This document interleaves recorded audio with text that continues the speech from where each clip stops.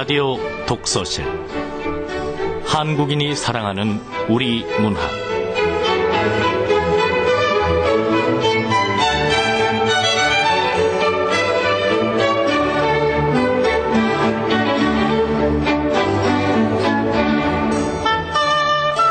안녕하세요. 아나운서 김경란입니다.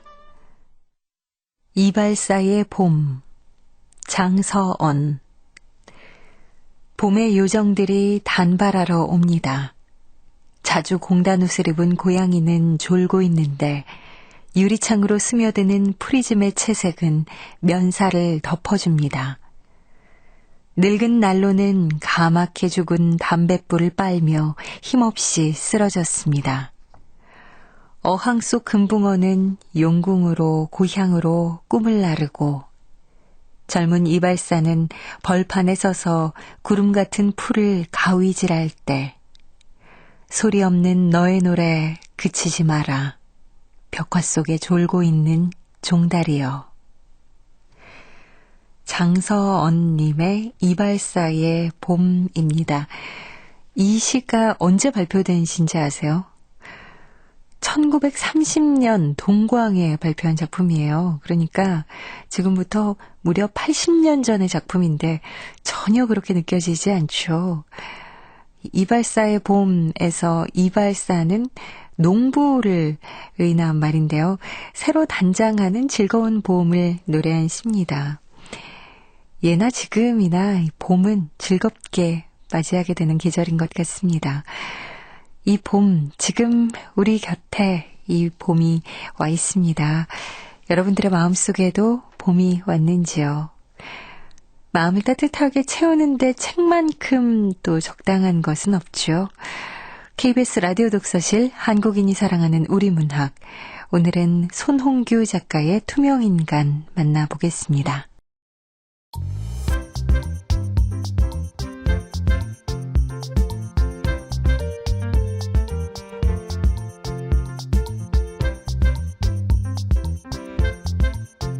소리로 만나는 책 라디오 독서실. 한국인이 사랑하는 우리 문학을 김경란 아나운서와 함께 만나봅니다.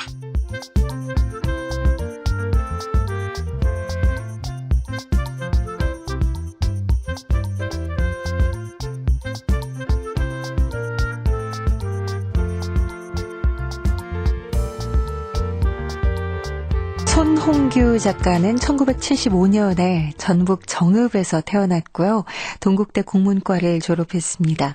2001년 작가세계 신인상을 수상하며 작품활동을 시작했고 2004년 대산창작기금을 받았습니다.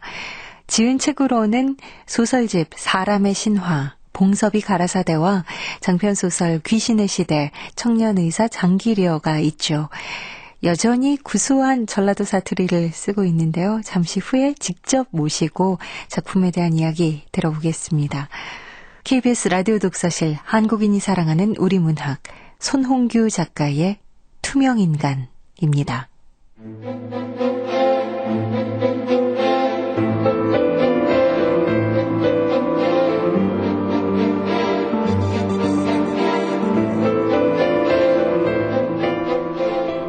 투명인간 손홍규.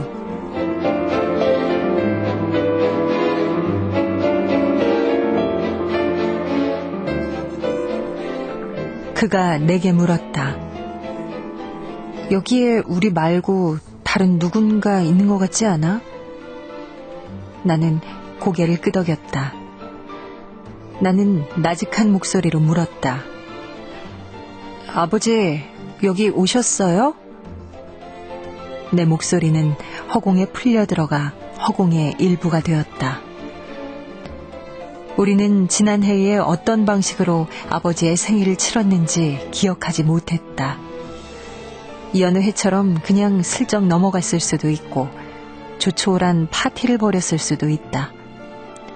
패밀리 레스토랑에서 외식을 했을 수도 있고 영화를 관람했을 수도 있다. 딱히 지난해의 오늘이 어땠는지를 기억할 수는 없었다. 아버지를 투명인간으로 만들자는 건 농담이었을 뿐인데 어머니와 동생은 진지하게 받아들였다.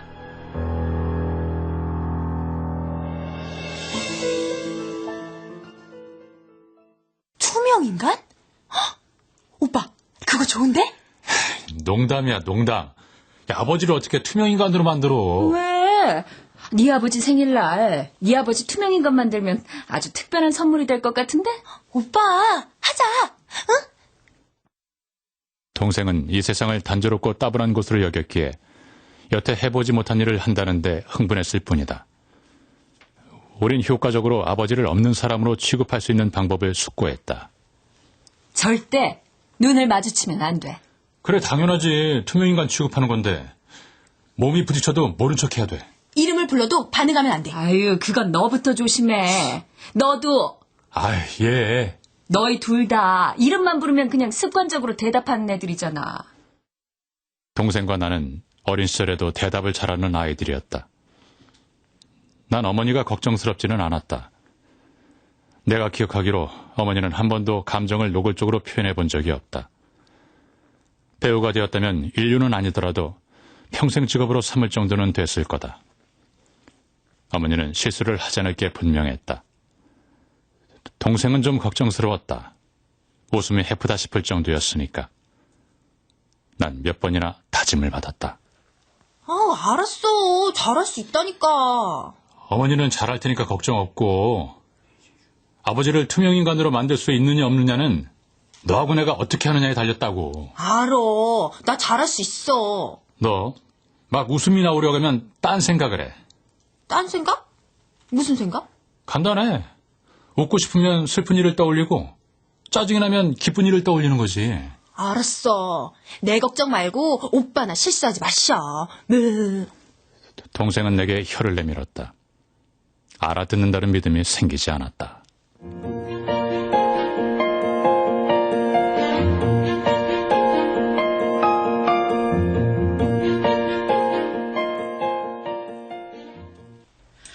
빨리 준비하자. 생일 케이크 사왔지? 예, 케이크는 제가 사오기로 했잖아요. 싱크대 위에 뒀어요. 이리 가지고 와. 예.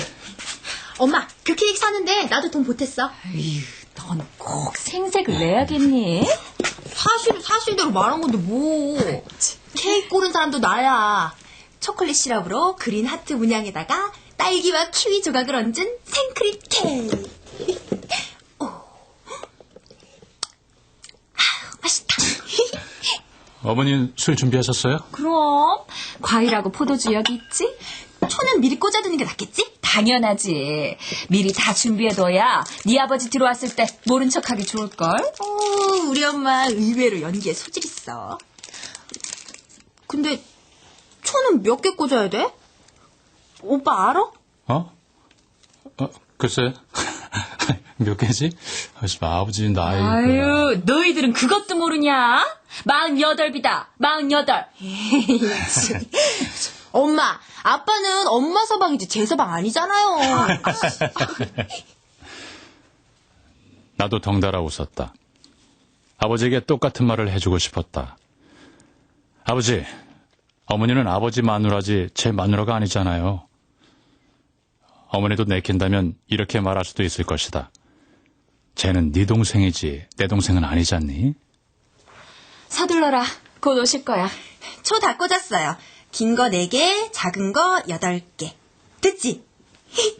야. 긴 초를 왜 눌러? 그럼 12살처럼 보이잖아. 그러네. 우리 아빠 12살이다. 왜 그래? 저리 비켜. 난 깊게 꽂힌 기다란 초를 뽑아 조심스럽게 다시 꽂았다. 하나에 10년씩 40년을 꽂았다. 세월의 무게 따위는 전혀 느낄 수 없었다. 엘리베이터.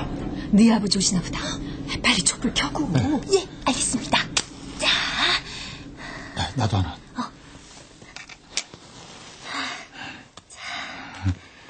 촛불 다 붙였어. 야, 그럼 불 끈다. 오케이. 오빠, 불 꺼. 초에 불을 붙인 뒤 거실 전등을 껐다. 어둠이 벌떡 일어나다가 식탁 주위에서 고꾸라졌다. 촛불에 비친 동생의 얼굴은 고혹적이었다. 난 현관문을 열어놓은 뒤 동생 옆에 앉았다. 제법 긴장이 됐다.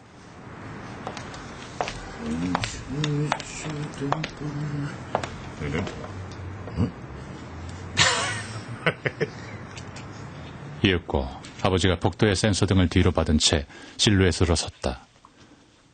어머니는 고개조차 돌리지 않았다. 대단한 어머니였다. 이제 정말 시작인 거였다. 난 실눈을 뜨고 아버지를 지켜봤다.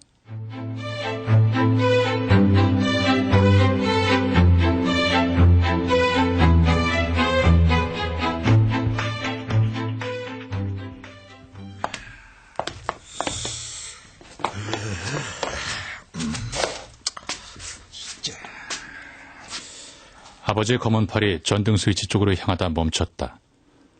식탁에 둘러앉은 우리를 의식한 게 분명했다. 아버지도 생일잔치에 동참할 준비가 됐다.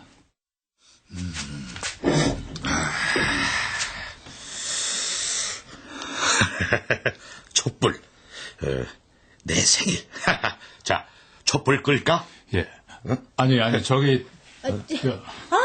아빠는 도대체 언제 오는 거야? 오빠, 가서 문 닫아버려. 아빠가 안 오잖아. 가서 문 닫아버리라고. 알았어. 난 아버지를 스쳐 지나갔다. 내 오른팔이 아버지의 오른팔을 스쳤을 때 왠지 모르게 짜릿했다. 어쩌면 난 이런 식의 상황을 오랫동안 꿈꿨는지도 모른다. 아버지를 없는 사람으로 취급하고 싶었던 욕망이 무의식 속에 잠복했다가 이제야 본색을 드러내며 활개를 치는 것인지도 모른다. 그런 생각이 들자 부끄러웠다. 난 아버지를 미워하지 않았다. 아버지는 모종의 연극이 실현 중임을 눈치챈 듯했다. 아이, 뭐 이렇게까지. 자, 너도 와서 앉아. 이야, 어이, 이런 생일도 재미있는데? 아버지는 싱글벙글 웃었다. 아마도 그는 유쾌한 가족극을 연상했으리라. 아버지와 눈이 마주쳤을 때 난 그를 보는 게 아니라 딴 곳을 본다는 인상을 심어주기 위해 애썼다. 그러니까 조금은 어색하게 웃었다. 난 하마터면 이렇게 말해버릴 뻔했다. 다 아시잖아요. 권태로운 식구에겐 이런 시간이 가끔 필요하다는 걸. 아니, 왜들 이래? 다들 나를 모른 체 하기로 작정이라도 했니? 이야, 이거 멋진 케이크로구나. 생일 축하 노래는 어떤 걸로 불러줄 거니? 아니, 내가 언제 촛불을 끄면 되는 거지? 아버지는 주연으로 발탁된 무명 배우처럼 쑥스러워했다. 난 지루한 척을 하느라 엉덩이를 의자 끝에 걸치고 거만하게 여겨질 수도 있는 자세로 고치 앉았고 아버지와 눈길이 마주치지 않기 위해 이리저리 고개를 돌렸다. 덕분에 그의 특별한 주의를 끌지는 않았다. 하지만 그 즈음엔 아버지도 동생이 지나치게 뻣뻣한 얼굴이라는 걸 알았다. 어머니가 동생을 달랬다. 너는 얼굴 좀 펴라. 연애하다 헤어질 수도 있지. 저기, 여보. 남자란 다 그런 거야. 그리고 세상에 남자 많다. 그게 말이야. 나도 알아요. 근데 괘씸하잖아요. 나 없으면 죽겠다고 할 땐 언제고. 이제 와서 뭐? 너 그 녀석보다 몇 배 더 좋은 녀석 만나게 될 거다. 아니, 왜들 이래? 알았다. 다른 사람 말 안 들리는 것처럼 행동을 하는 거구만. 아버지는 유쾌하게 억울한 표정을 지었다. 그게 이 연극에 동참하는 방식이라 믿는 듯했다. 아버지는 어머니의 말에 귀를 기울였고 고개를 끄덕였다. 그는 진지하고 다정한 아버지로 여겨지길 바라겠지만 내게는 우스꽝스러울 뿐이었다. 처음으로 아버지가 귀엽다는 생각이 들었다. 케이크에 꽂힌 초는 가늘어서 금세 줄었다. 아이고, 이거 초가 다 타네. 여보, 나 좀 봐주구려. 나왔잖아. 자, 이제 시작해도 돼요? 시작해. 얘들아, 여기 뭐가 있는 것 같지 않니? 응? 무슨 소리가 난 것 같아. 근데 언제 이렇게 의자가 밖으로 나왔니? 그 의자 내가 발로 밀었어. 모녀는 죽이 척척 맞았다. 어머니와 동생에게 나는 감탄했다. 아버진 이 장난이 오래갈 것이라고 여겼는지 어깨를 으쓱하더니 자, 그럼 나 촛불 끈다. 자. 여보, 왜 그래? 여보, 왜 그래, 여보! 어머니가 비명을 질렀다. 놀란 아버지는 어머니를 껴안았는데 그럴수록 더 큰 비명이 났다. 다른 상황이었다면 듣는 나로 하여금 분노를 불러일으킬 수도 있을 만큼 예의 없는 비명이었다. 어머니는 치안을 떨어버리듯 몸을 비틀어 아버지 품을 벗어났다.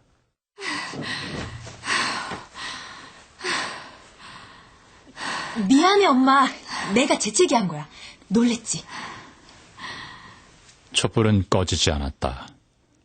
조금 후회가 됐다.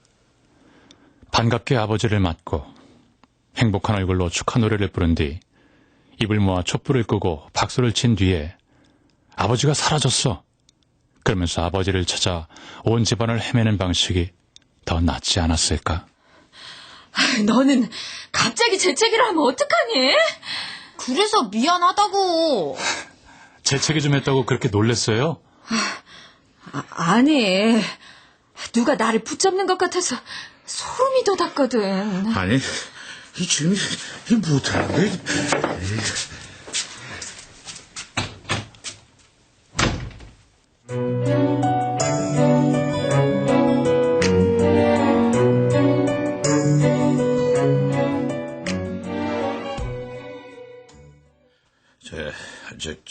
저기, 이제 그만들 하자. 네 아버지는 왜 이렇게 안 오니?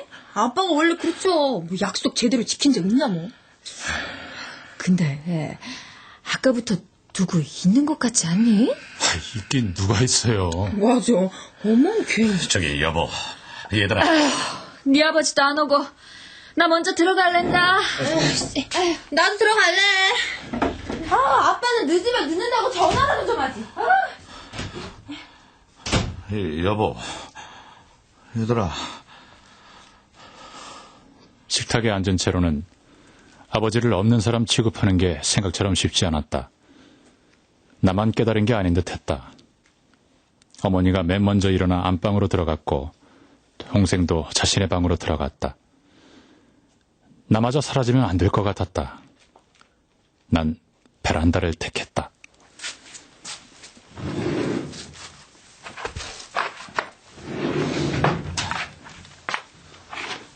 좋아. 베란다에 가자마자 후회했다. 좀 더 따뜻한 곳을 선택할 걸 싶었다. 그곳에 고였던 냉기가 태바늘처럼 나를 쿡쿡 찔렀다. 아버지의 내면엔 어떤 움직임이 있을까? 일상이라는 지각 아래 은폐됐던 거대한 분노의 판들이 움직이는 중인지도 모르겠다. 난 아버지가 화를 낼 것 같아 불안했다. 그러나 그런 불안감보다 걱정이 앞섰다. 우리 네 식구는 안방과 작은 방, 그리고 거실과 베란다, 이렇게 절묘하게 네 곳에서 하나의 꼭지점이 돼 마른 목골로 선 셈이었다. 그러니까 지금 나와 아버지가 가장 멀리 떨어진 셈이다.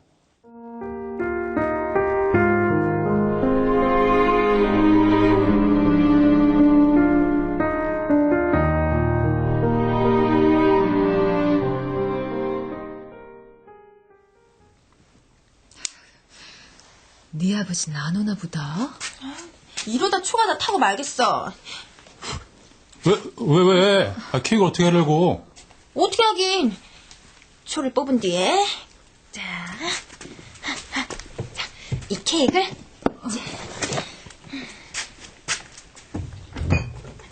냉장고에 넣어버려야지. 야, 그렇게까지 할 필요가. 어머니는 불안한 듯 눈동자를 이리저리 굴렸는데 그렇게까지 할 필요가 있느냐고 동생에게 묻는 듯한 눈빛이었다. 나 역시 그런 눈빛이었을 것이다. 난 어머니도 이제 어설픈 연극에 막을 내려야 한다고 생각하는 것이라 믿었다. 그런 낌새를 느꼈는지 동생은 단호하게 행동했다. 동생은 딱딱한 얼굴이긴 했지만 거침이 없었다.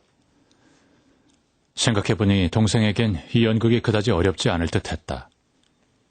평소에도 동생은 아버지가 안중에 없다는 듯 굴었다. 뭐? 여자를 만나? 서전이야. 나보다 예뻐? 말도 안 돼. 왜 날 두고 그런 애를 만나? 야우, 야! 거실 바닥에 머리카락물 다 떨어지잖아! 다 말라가. 아니야, 너한테 그런 게 아니라 우리 엄마. 야, 너 가만히 앉아서 전화 좀 받아. 아버지 신문 읽잖아. 몰라. 야, 둘 다 가만 안 놔둬. 진짜 어이없어. 동생은 신문을 읽는 아버지에게 물방울이 튀어도 상관하지 않았다. 난 동생이 그럴 때마다 안타까웠다. 아버지의 시선은 케이크를 따라 움직였다. 초를 뽑은 뒤에 이 케이크를 냉장고에 넣어버려야지.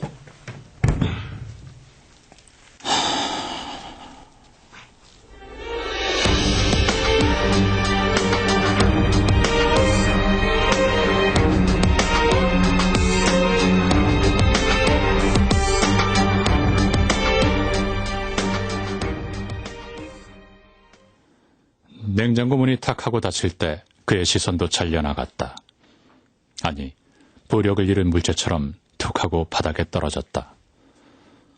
아버지가 고개를 숙인 건 달리 시선을 들 곳이 없어서겠지만 난 아버지가 털썩 무릎을 꿇고 자신도 알지 못하는 죄를 구하는 것처럼 여겨졌다. 누군가를 없는 사람처럼 다루는 일이 권력을 부여받는 것과 비슷하리라고는 생각하지 못했기에 마음이 불편했다. 그만두고 싶었다. 한 집안의 가장을 투명인간 취급하는 게 썩 즐겁지가 않았다.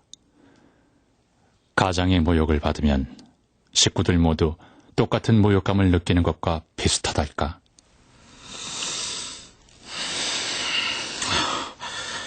저기, 여보, 왜 이래? 여보. 하면서 아버지가 어머니의 팔을 붙잡았을 때 아버지로서는 도저히 짐작조차 할 수 없는 싸늘한 표정이 어머니 얼굴에 떠오르는 걸 난 봤다. 어머닌 화를 낼 자격이 없는 상대방이 화를 낼 때나 경험했을 법한 모멸감을 그 순간 느꼈던 게 분명하다. 난 힐끔 아버지가 서 있는 쪽을 보았는데 종양이 자라는 모습을 저속 촬영한 영상을 관람한 기분이었다. 거실 한 구석에 아버진 말라 죽은 고무나무처럼 섰다. 난 아버지가 손뼉을 치며 이렇게 말해주길 기다렸다. 자, 내가 졌으니까 이제 그만들 하자. 자, 이만큼 놀렸으면 충분하잖아. 자, 그만하자. 조금 과장된 포즈를 취한데도 분노를 터뜨리는 것보다는 나을 테니까. 그쯤에서 신경전이 펼쳐진 듯 했다. 그러니까 어느 쪽도 먼저 항복하기 싫어했던 것 같다. 아버지는 당연히 우리가 지금까지 연극을 했을 뿐이었노라고 고백하길 바랐을 테고 우린 아버지가 좀 더 고분고분하길 바랐던 거다. 그랬다. 아버지는 한 번도 고분고분한 적이 없었다. 여기까지 생각이 미치자 연극을 금방 끝내고 싶지 않았다. 조금 더 아버지를 내버려 두어도 괜찮을 듯 했다. 아버지는 예상과 달리 낙담하지도 분노를 터뜨리지도 않았다. 그래, 전화를 걸어보자. 전화를. 정말 내가 안 보이는지 내 목소리가 안 들리는지 전화를 걸어보면은 되는 거야.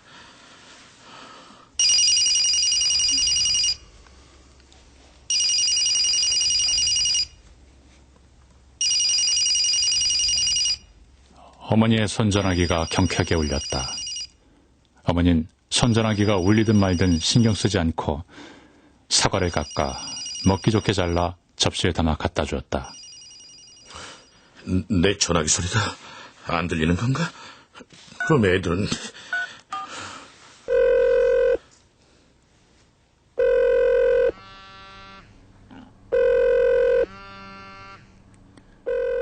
아버지는 손전화기를 든 채 우리를 물끄러미 바라봤다.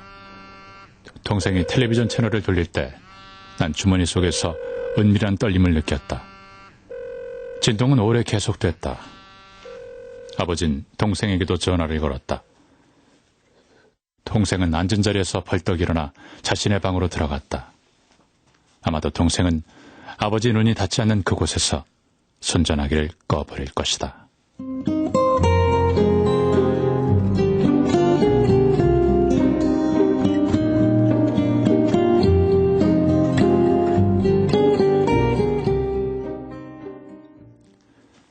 아버지는 가능성을 고민하는 듯했다. 물리적인 접촉이나 아닌 다른 방식으로 우리와 교신할 수 있는 수단들을 헤아리는 듯했다.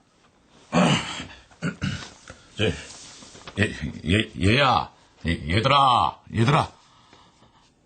아무도 대답하지 않았다. 아버지의 목소린 허공에서 갈팡질팡하다 잘게 부서지며 선반, 소파, 장시장 같은 사물들에 먼지로 내려앉았다. 아버지는 필담을 시도했다. 그는 오래전 신발장에 버려지다시피 한 동생의 스케치북에서 도화지 한 장을 뜯어내고 거기에 붉은 펜으로 메시지를 적었다. 내가 정말 보이지 않는 거니? 물론 우리는 아버지는커녕 도화지조차 보이지 않는 것처럼 행동했다. 난 가슴 한쪽이 저렸다. 아버지의 편지를 받은 적이 있다. 군대에 가던 날이었는데 아버지가 건넨 편지 봉투에는 빳빳한 10,000원짜리 지폐 10장과 편지가 들어있었다. 훈련소로 가는 기차에서 난 홀로 그 편지를 읽었다. 상관의 명령에 충실해라. 모든 일에 솔선수범해라. 그때는 웃었던 것 같다. 사랑한다, 건강해라. 이런 말을 아버지는 할 줄 몰랐다.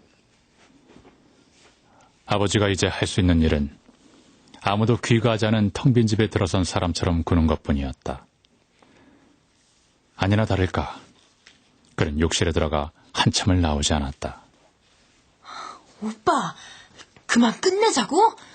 그래, 그만하자, 어? 어머니, 이제 그만해요.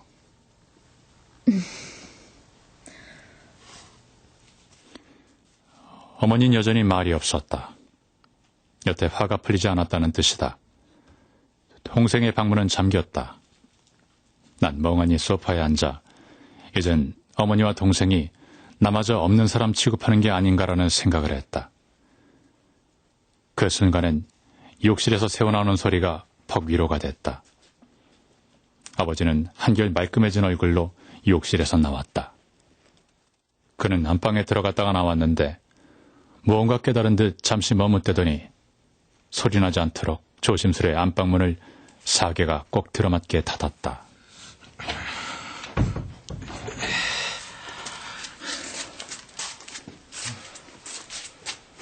아버지는 내 옆에 앉았다. 그가 앉을 때 소파가 부드럽게 출렁였다.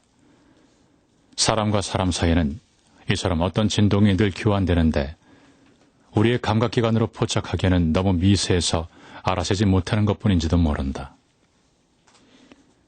아버지는 내가 방에 들어갈 때까지 줄곧 나를 지켜봤다. 문을 닫을 때 문틈으로 미끄러져 들어오던 그의 시선을 보면 그랬다. 이제 우리 식구 넷은 완벽하게 격리된 자신만의 영토에 자리를 잡았다.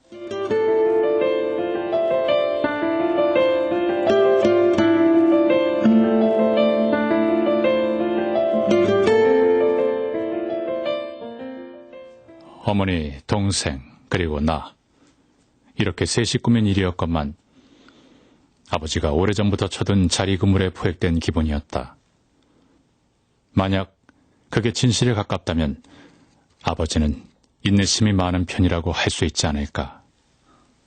오빠! 응? 왜? 무슨 일이야? 아빠가 지금 뭐 하는 줄 알아? 나 기가 막혀서 혼자서 케이크 먹어. 난 손가락을 입에 댔다. 동생의 목소리가 거실의 아버지에게 들릴까봐 걱정스러웠다. 자, 입니다.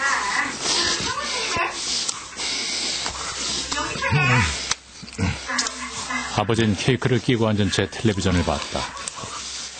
그는 손에 얇고 투명한 비닐장갑을 꼈는데 손가락에 묻은 생크림을 빨아먹을 때마다 입에서 부스럭대는 소리가 났다. 소파에 앉아 싸구려 케이크를 쾌걸스럽게 먹어대는 모습은 괴기스럽기까지 했다.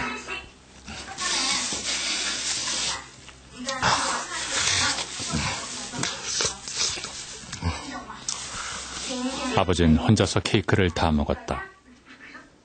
한 번쯤은 그래 보고 싶었다는 듯 만족한 얼굴로 일어나더니 입가심으로 포도주를 마시고 소파에 길게 누웠다. 난 아버지가 우릴 없는 사람 취급한다는 걸 알았다. 우리 셋이 그렇게 선체 지켜보는데도 아버진 전혀 주눅들지 않았다. 난 헷갈렸다. 아버지가 정말로 투명인간이 되었다고 믿는 건지 아니면 우리가 그에게 보이지 않게 된 건지.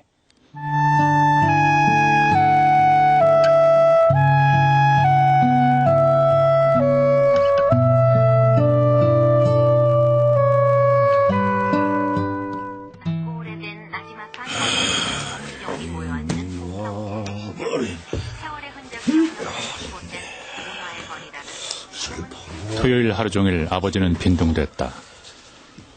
48살의 게으름뱅이는 처음 봤다.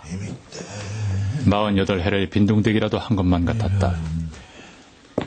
아버지는 발가락으로 리모컨을 다뤘고 소파에서 굴러내려왔다. 포복해서 냉장고 앞까지 갔으며 반쯤은 흘리면서 물을 마셨다. 어머니와 동생은 집을 나서기 전에 아버지와 대화를 시도했다. 전화를 걸어본 것이다. 선전화기가 울렸지만 그는 받지 않았다. 아버진 졸다 깨달을 반복하며 무위의 하루를 보냈다. 난 그가 깨끗하게 비운 그릇을 복도에 내놓았으며 몇 번인가 그에게 전화를 하려다 그만두었다. 황혼이 찾아왔고 아버진 곤히 잠들었다. 한 권의 책을 다 읽은 난 아버지에게 전화를 걸었다.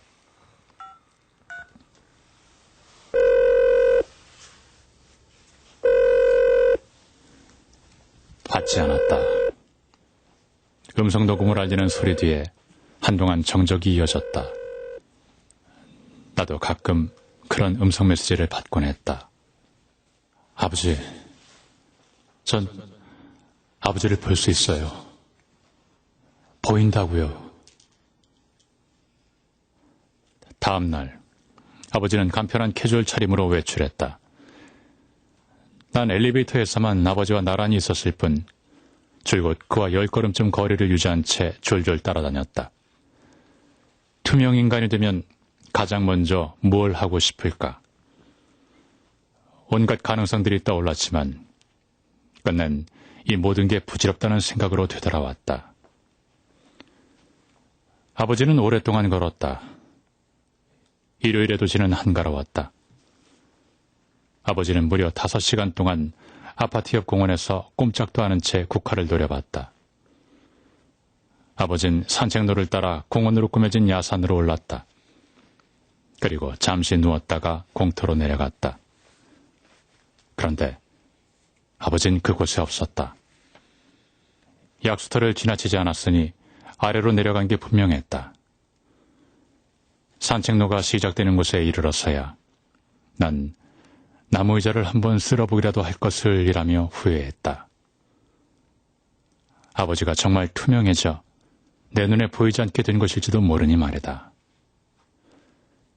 가로등이 켜졌다. 난 아버지에게 전화를 걸었다. 아버진 방전된 배터리를 바꿔놓지 않았다. 난 다시 음성을 남겨야 했다. 아버지, 어디 계세요? 아버지가 이제는 정말 안 보여요. 난 다음 말을 잊지 못했다. 아버지는 이 음성을 언제쯤 듣게 될까? 난 어둠이 내린 거리를 걸어 집으로 돌아갔다. 그곳에서 아버지를 봤다. 아버지는 누군가와 통화를 하고 있었다. 집에 아무도 없어. 식구들이 사라졌어. 난 이제 어떻게 해야 하는 거지?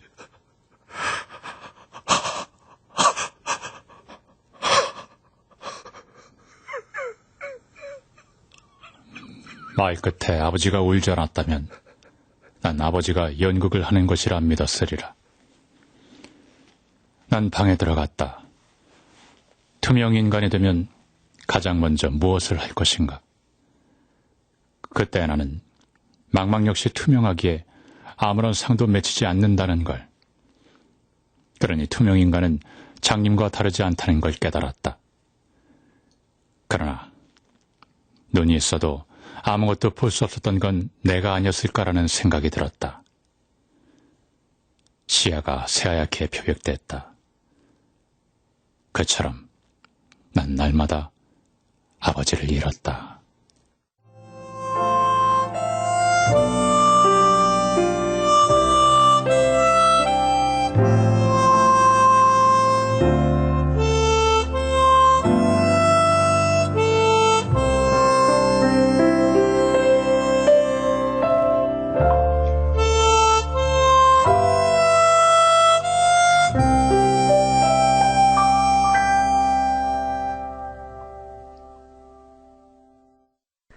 그처럼 나는 날마다 아버지를 잃었다. 투명인간 함께 하셨는데요. 작품의 저자 손홍규 작가 제 앞에 나와 계십니다. 어서 오세요. 네, 안녕하세요. 네, 반갑습니다. 자, 저희가 투명인간을 함께 쭉 들어봤는데 마치 무슨 반전 드라마를 접한 것 같은 그런 기분이에요. 먼저 이 작품을 언제 어떤 계기로 쓰게 되셨는지요? 계기는 좀 단순한데요.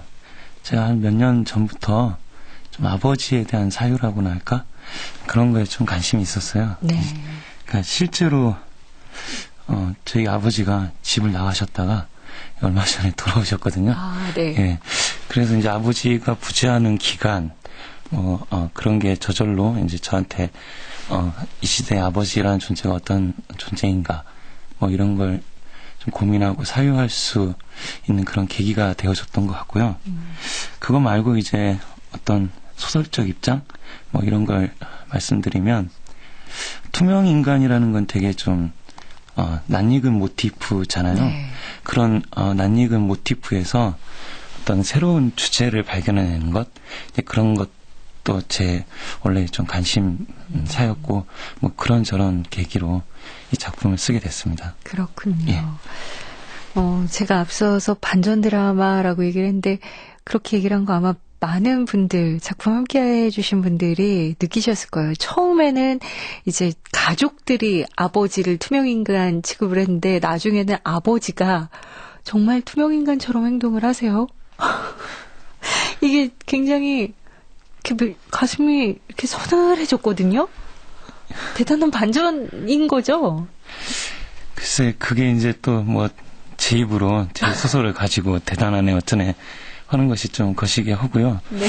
저는 좀 반전이라는 말보다는 좀 발견이라는 말을 좀 애용하는 편이거든요. 실제로 우리 삶에서는 그런 반전, 발견이 소설보다 더 흔하게 일어난다고 생각해요. 그러니까 이를테면 믿었던 사람한테 발등시키는 것도 다반사이고, 그다음에 내가 오해했던 것들이 사실은 그렇지 않았다는 걸로 판명되는 일도 다반사이고, 그러니까 삶에서의 그런 흔한 어떤 반전 혹은 그 감추어져 있던 어떤 진실, 이런 진실을 발견하는 것, 그런 의미에서 본다면 그 투명 인간이라는 소설에서 아버지가 이제 나중에 다른 식구들을 없는 사람 취급하게 되는 것, 그것은 아버지가 스스로 자신의 어떤 존재라는 것인지 이런 걸 발견하는 순간이다. 이렇게 또 말씀을 드릴 수 있겠죠. 그렇군요. 예. 아버지가 이건 하나의 독자로서 여쭤보는 건데, 왜 그렇게 나중에 어느 순간 가족들을 다 투명인간 취급을 하게 됐을까요? 글쎄요. 거기에는 존재라는 것은 상당히, 그러니까 상대적인 것 같아요. 그러니까, 뭐, 이 소설 같은 경우도 사실은 아주 작은, 우리가 일상생활에서 그런 말 쓰잖아요. 뭐, 나를 안중에도 없듯이, 뭐, 이런 식으로, 표현을 하는데, 그 안중에도 없다는 말이, 예, 의미하는 게, 그러니까, 뭐라고 할까, 실제로, 우리 눈에 보이지 않아서가 아니라, 눈에 보이는 것과는 다르게, 그러니까, 우리가 그 사람의 가치를 보아주느냐, 이런 문제이거든요. 근데 우리 시대의 아버지라는 존재들은 사실은, 안중에도 없는 사람이라는 것을 감수하면서 살아오는 사람들이거든요. 그런 의미에서 봤을 때, 이런 존재들이, 다른 사람들은 없는 사람을 취급하게 됐다는 것은, 그러니까 그 사람들을, 그러니까 무시한다, 이런 의미라기보다는, 이제 비로소 자기 자신에 대해서 살아가게 되었다는 어떤 그런, 예, 의미를 좀 봐주셨으면 하는, 예. 그렇군요. 예. 저는 이 작품 함께 하면서 이런 생각도 들었어요. 요즘 현대인들 중에요, 물론 이웃은 말할 것도 없고요. 이웃은 뭐 투명인간 취급하는 건 오래된 것 같고요. 가족들 가운데에서도 한 집안에, 한 지붕 밑에 분명히 살면서 마치 없는 사람처럼 행동하는 경우들이 종종 있거든요. 정말로. 근데 이런 현대인들의 삶도 어찌 보면 이 작품 속에 녹아있지 않나. 지금 이 작품 안에 나와 있는 이 가족들만의 이야기가 아니라 이 현대사회의 전반적인 그런 분위기? 그런 것들도 좀 많이 녹아있지 않나라는 생각도 들었어요. 저는 좀 저 스스로를 현대인이라고 말하기가 좀 거시기해요. 그러니까 저는 뭐 태생도 촌놈이고요. 서울에서 15, 16년 살았지만 뭐 지금도 보시다시피 아시겠지만 촌놈 같잖아요. 막 모내기 끝내고 온 사람처럼 생겼잖아요. 아니 굉장히 요즘 말로 얘기하면 훈남? 그런 스타일이신데 왜 그러세요? 예. 근데 사회생활 잘하시겠군요. 제가 좀 촌놈이고 그래서, 뭐 사실 무슨, 뭐, 현대인이 뭐다, 뭐 이렇게 말하기도 못하고요. 저는 한 번도 그런 각자 핀 집에서 살아본 적도 없고, 뭐, 지금도 정서 자체도 그 유년 시절의 어떤 고향, 뭐 이런 걸 많이, 다 있기 때문에, 현대인 뭐 이런 건 잘 모르겠어요. 근데 이제 다만, 그냥 사람에 대해서는 말할 수 있을 것 같아요. 뭐 사람이라면 현대인이든 과거인이든 뭐 시골놈이든 도시사람이든 뭐 사람 다 똑같은 존재니까요. 그럼요. 근데 이 소설에서 특히 어떤 가족의 문제를 다룬 이유는 이제 가족이라는 게 우리 사회를 구성하는 가장 어떤 기본적인 단위이면서 또 어떤 하나의 축소판이잖아요. 네. 그러니까 진화 생물학자 이런 사람들은 흔히 그런 말들을 하잖아요. 그러니까 개체 발생은 계통 발생을 요약한다. 그러니까 하나의 개체는 개체가 변하는 과정은 그 개체가 속해 있는 종 모두가 진화해온 역사를 보여준다. 뭐 이런 뜻이잖아요. 그걸 비유하자면 한 가족의 어떤 변천사, 이것이 결국에는 우리 사회가 변화한 것을 축소해서 보여준다고 그렇게 말할 수도 있을 것 같아요. 그래서 모든 저뿐만 아니라 다른 모든 소설가들이 마찬가지겠지만 어떤 가족에 대한 탐구, 이것은 결국 우리 사회가 지금 어떤 곳을 지나가고 있는가에 대한 어떤 그런 문학적 관심, 네. 그런 하나의 방편이라고나 할까요? 그런 것 같고요. 네. 요즘에 어떤 작품 쓰고 계시나요? 이제 조금 뒤에 성장소설이 한 편 나오고요. 네. 예, 그다음에 지금 작업하고 있는 거는 이제 한국 전쟁에 대한 소설을 쓰고 있습니다. 지금 당장은 이제 장편 소설로 한 편을 쓰고 이걸 마무리하면 이제 대하 소설을 쓸 생각이거든요. 그래요. 그래서 좀 감히 말씀드리자면 어떤 필생의 작업이라고 할까? 이런 걸로 자꾸 한국 전쟁을 소설로 써내는 그런 작업을 하는 중입니다. 그렇군요.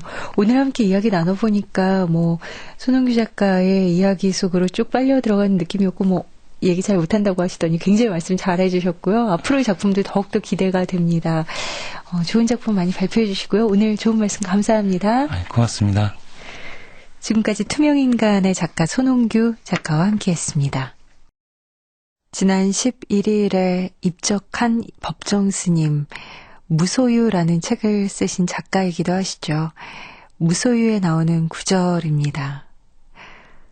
사실 이 세상에 처음 태어날 때 나는 아무것도 갖고 오지 않았었다. 살 만큼 살다가 이 지상의 적에서 사라져갈 때에도 빈손으로 갈 것이다. 법정 스님은 무소유에 적힌 글처럼 마지막 가시는 길에도 무소유를 실천하셨는데 말을 잘하기는 쉬워도 그 말을 행동으로 옮기는 건 어렵습니다. 법정 스님은 자신의 말을 그대로 행동으로 옮긴 분이십니다. 우리는 존경하는 스승 한 분을 보냈지만 그분의 가르침은 영원히 이어질 겁니다. 지금까지 손홍규 작가의 투명인간 편이었습니다. 음악 최현석, 효과 안익수, 노동걸, 김기평, 기술 이흥규, 극본 서현희, 제작 박기환, 진행의 김경란이었습니다.